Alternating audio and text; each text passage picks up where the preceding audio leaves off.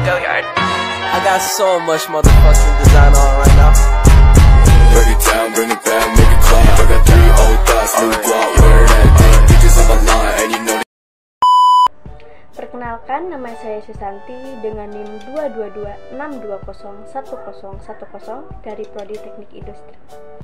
Nama saya Muhammad Arik Rahman, NIM saya 22262011019 dari Prodi Teknik Industri. Perkenalkan, nama saya Rizan Al-Rashid dengan NIM 22262011020. Perkenalkan, nama saya Muhammad dari Prodi Teknik Industri. Perkenalkan, nama saya Sadan Saban Pratama dari Prodi Teknik Industri dan NIM saya 2226201026. Perkenalkan, nama saya Siti Nur Parida dengan NIM 2226201022. Halo, perkenalkan, nama saya Ade Reja Apriliani dengan NIM 22262011029 dari Prodi Teknik Industri.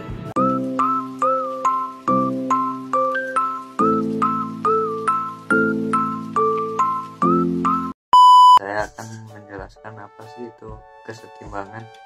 Kesetimbangan adalah suatu kondisi benda dengan resultan gaya dan resultan momen gaya sama dengan 0. Artinya jika awalnya benda tegar diam, maka ia akan tetap diam. Namun jika awalnya benda tegar bergerak dengan kecepatan konstan, maka ia akan bergerak juga dengan kecepatan kontan. Kesetimbangan benda juga sangat penting untuk dipelajari karena banyak sekali kegunaannya, juga sangat erat kaitannya dengan kenyamanan hidup manusia.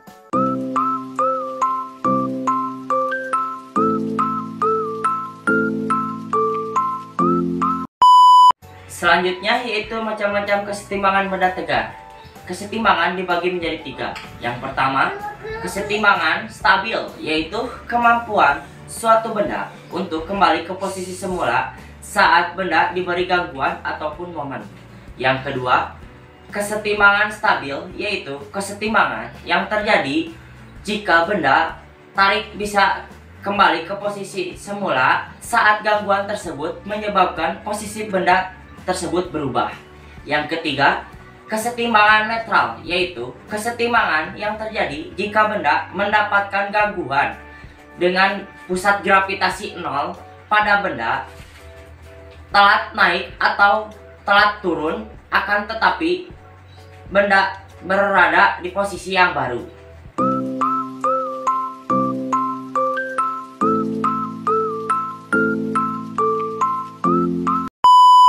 Oke, pembahasan selanjutnya, apa sih faktor-faktor yang mempengaruhi dari kesetimbangan benda tegar? Yang pertama ada titik berat atau pusat massa. Suatu benda tegar yaitu titik di mana seluruh massa benda dianggap terkonsentrasi. Jika titik berat benda berada di atas titik penyangga atau sumbu rotasi, maka benda akan cenderung jatuh ataupun tidak seimbang. Yang kedua, gaya. Gaya dapat berasal dari berbagai sumber seperti gravitasi, gaya sentripetal, gaya gesek, atau gaya yang dihasilkan oleh benda lain yang berinteraksi dengan benda tegar. Gaya yang bekerja pada benda tegar harus seimbang agar benda tetap dalam kesetimbangan. Ketiga, torsi atau momen gaya, yaitu pengaruh gaya yang menyebabkan benda tegar berputar terhadap sumbu rotasi atau titik penyangga. Torsi yang dihasilkan oleh gaya pada benda tegar tergantung pada besarnya gaya, jarak antara titik aplikasi gaya dengan sumbu rotasi, dan sudut antara gaya dan vektor jarak. Keempat, massa dan distribusi massa. Massa benda dan cara massa didistribusikan di sekitar sumbu rotasi atau titik penyangga juga mempengaruhi kesetimbangan. Benda dengan massa yang terkonsentrasi di sekitar sumbu rotasi cenderung lebih stabil daripada benda dengan massa yang terdistribusi tidak merata. Dan yang terakhir, gaya gesek. Gaya gesek dapat mempengaruhi kesetimbangan benda tegar, terutama jika benda berada dalam kontak dengan permukaan. Gaya gesek antara permukaan benda dan permukaan penyangga atau sumbu rotasi dapat menghambat atau memfasilitasi gerakan rotasi benda. Jadi, bagaimana bisa ya benda yang awalnya tidak seimbang menjadi seimbang? Kira-kira apa hubungannya dalam konsep fisika? Penasaran? Yuk kita lanjut praktikumnya.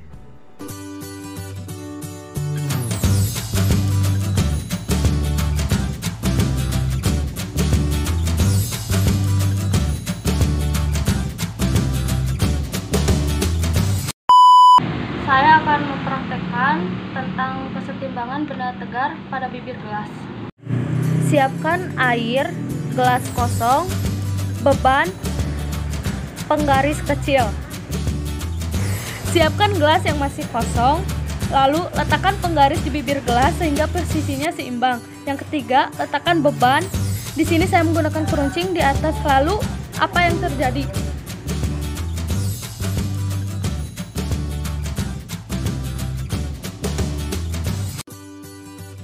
Isi air hingga penuh ke dalam gelas. Letakkan penggaris di bibir gelas sehingga posisinya seimbang. Lalu amati apa yang terjadi. Itulah praktikum yang kami praktekkan tadi. Jadi, apa sih hubungannya dengan praktik yang tadi kami lakukan dengan fisika? Yuk simak penjelasannya. Nah, materi ini berhubungan dengan materi fluida. Fluida ini sangat diperlukan dalam kehidupan sehari-hari. Setiap harinya, manusia menggunakan fluida untuk mencuci pakaian, menghirup udara, dan masih banyak hal lainnya. Fluida ini terdapat dibagi dua, yaitu fluida statis dan fluida dinamis.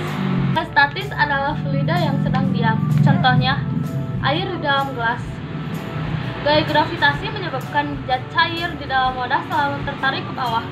Semakin tinggi zat cair di dalam wadah, semakin zat cair tersebut sehingga semakin besar juga tekanan zat cair pada dasar wadahnya. Pada gelas yang berisikan air memiliki berat keseluruhan benda dan resultan dari semua gaya gravitasi berarah vertikal ke bawah dari semua partikel.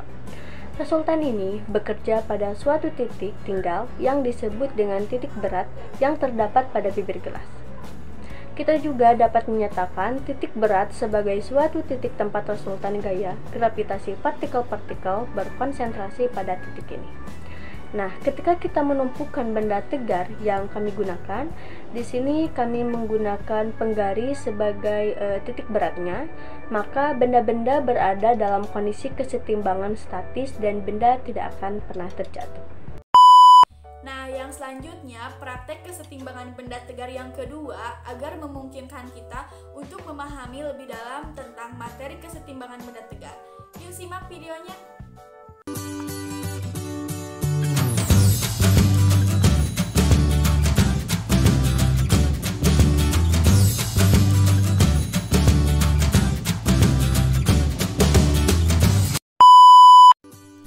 Alat dan bahan yang kita butuhkan yang pertama yaitu garpu, yang kedua yaitu koin, dan yang ketiga yaitu gelas. Pertama, kita siapkan dulu garpu beserta koin. Masukkan koin ke tengah-tengah garpu. Lalu, lakukan kepada garpu yang selanjutnya. Nah, setelah itu, siapkan gelas dan letakkan gelas pada bidang datar. Selanjutnya, letakkan koin dan garpu pada ujung gelas untuk menentukan titik seimbang.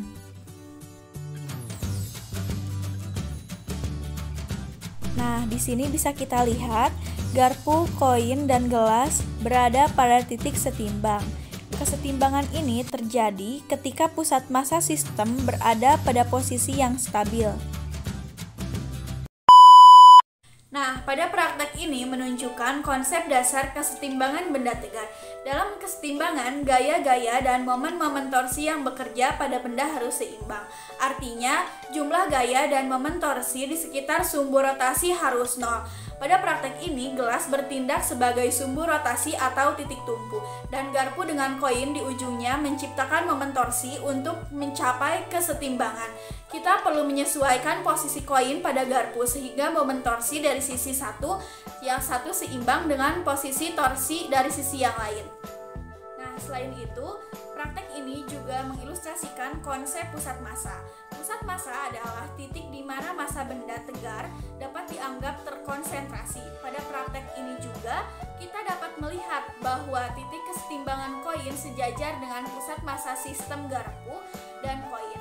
Dengan mengamati hal tersebut, kita dapat memahami konsep dasar kesetimbangan benda tegar, distribusi massa, torsi, dan pusat massa. Sekian pemaparan materi dan praktek mengenai konsep kesetimbangan benda tegar dari kelompok kami.